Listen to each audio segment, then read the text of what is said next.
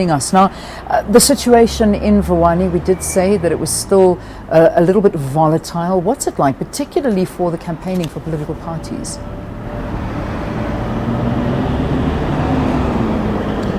Good evening, Lian. The situation in Vuwani has not changed much since April when locals went on a protest burning schools and vandalizing government property.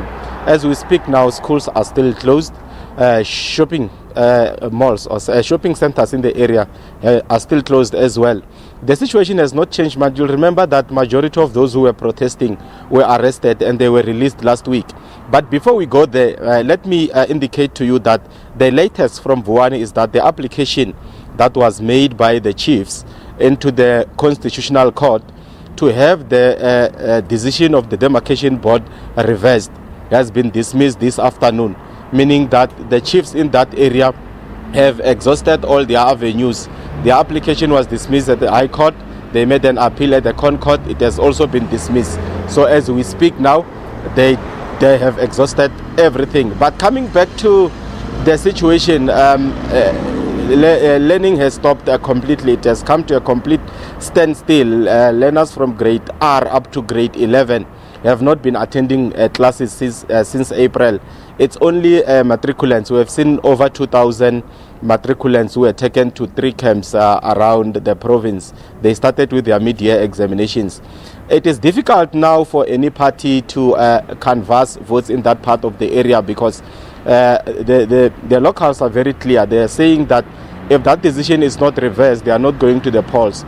They will only resume with their normal life come the 3rd of August. So Vuwani is still an area where things are not happening.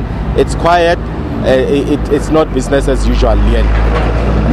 Let's talk about these schools, because I mean it is exceptionally worrying when you're telling us that all the way from grade R up until grade 12 there's nothing happening. I mean we had promises from government that there would be temporary structures put in place, that there would be some form of schooling taking place for these scholars that are not able to go to school anymore, these learners. What happened with that, with government's plans?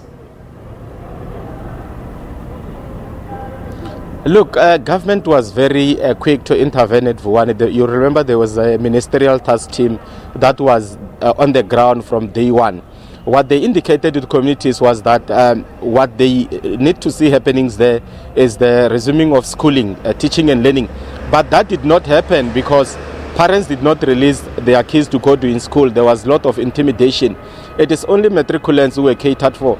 Over 2,000 of them. There's a camp at Sishiho, there's another one at Lutrichat and another one at Nkowankowa, where they have tried to at least house more than 2,000 learners who started writing today. It is worrisome because the rest of the learners have not been to class. They have not seen the inside of the classroom since the start of the protest. The likelihood is that they might repeat their grades come next year if nothing change in the coming week. Remember now we are on a school recess and they are at home, depending on what will happen immediately after these holidays. But the department has made it clear that if they go for a period of more than 4 months without schooling, all the lower grades are bound to repeat their grades come next year, Lian.